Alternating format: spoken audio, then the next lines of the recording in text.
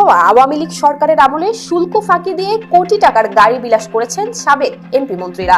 Toyota land cruiser, Mercedes Benz সহ কি ছিল না সেই কালেকশনে।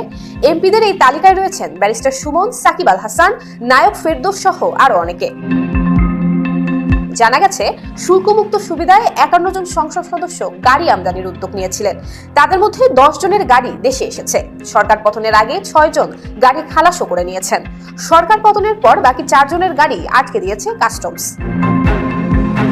শুল্কমুক্ত সুবিধায় গত সরকারের সংসদ সদস্যের মধ্যে সবচেয়ে দামি গাড়িটি কিনেছিলেন দ্বাদশ সংসদে হবিগঞ্জ 4 আসন থেকে নির্বাচিত ব্যারিস্টার সুমন।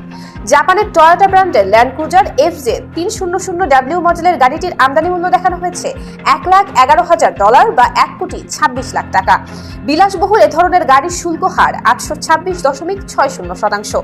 শুল্ক সহ বাংলাদেশে এই গাড়িটির দাম পড়ার কথা 12 কোটি টাকার মতো। তবে সংসদ সদস্যের শুল্কমুক্ত সুবিধায় আনায় তিনি 10 কোটি টাকার মতো শুল্ক ছাড় পেয়েছেন। ফলে 12 কোটি টাকার গাড়ি সুমন কিনতে পেরেছেন মাত্র 1.5 কোটি টাকায়। সরকার পতনের আগেই গত 20 জুন গাড়িটি খালাসও করে নিয়েছেন তিনি। সাকিব আল হাসানের গাড়িটির আমদানি মূল্য দেখানো হয় 1,14,00,000 জাপানি ইয়েন, বাংলা টাকায় 1,06,00,000 টাকা।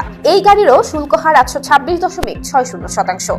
গাড়িটির শুল্কায়ন মূল্য প্রায় 1,08,00,000 টাকা।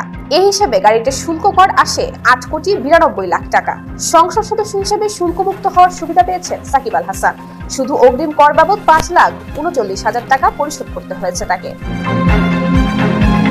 ঢাকা 10 আসনের সাবেক সংসদ সদস্য চিত্রনায়ক ফেরদৌস আহমেদ 9 কোটি টাকা বাজার মূল্যের একটি গাড়ি আমদানি করেছেন।